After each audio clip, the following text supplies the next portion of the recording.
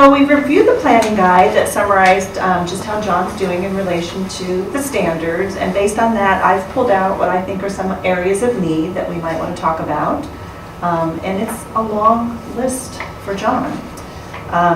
It looks like math is not an area specifically we want to address. We're going to address some of the writing mechanics portions of that a little further along. But let's talk about reading foundations. So some of the information we've been able to look at is it sounds like some of the support for reading is already being in place, supported with Cynthia in his special education setting. He does continue to need some more skill building with fluency and comprehension. And again, I think you're working on those in your classroom study skills.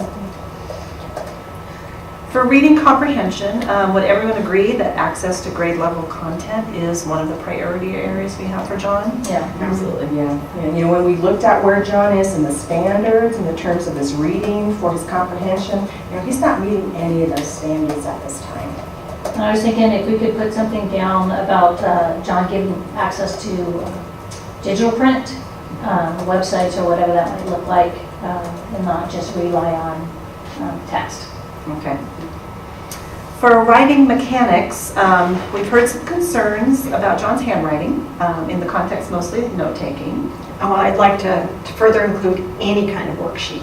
He has difficulty with it. And I'd also like to add that for math computation, he misses a lot of problems just because I can't read what he's written. I know he knows how to do the work, but because of his writing, I can't read it and gets a lot wrong. I totally agree. The information, especially from that Colleen shared about his handwriting and his samples, it's really a challenge for him to write anything fast. And so we took a little bit closer look at utilizing the writing protocol, comparing his writing to his keyboarding. And his writing, again, we already know it's a challenge. He's probably about that 9 to 12 words per minute, but when I looked at his keyboarding, that was, again, a much greater success for him, and it's probably about that, 15 words per minute. So again, he's using two hands on the keyboard. I think it is an area that we need to continue to kind of help support. Yeah, and I agree. He's developed great keyboarding skills, and that's really good for him, and that'll take him far, but even though he's a quick keyboarder, he gets hung up on the spelling. And so that just really slows him down. Okay. I'm going to go ahead and also identify an area of need under the language standards, just because you brought up the challenges with spelling.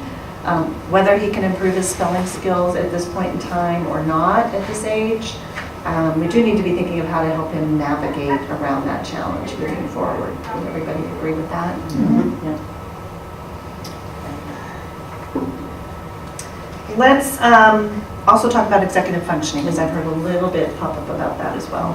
So again, we gathered some information. Again, team members were really good about identifying some of those challenges with his planning. And John even completed a little survey, and it really, again, validated that he has some challenges with, again, being organized, initiating tasks, remembering what to bring that needs to happen in the classroom. I think those are really big issues for him. Well, and there have been several times this year where he has not remembered to bring his Chromebook, and that is a huge issue because if he doesn't have his Chromebook, he's not able to get his work done. So I think we really should note that too. Okay.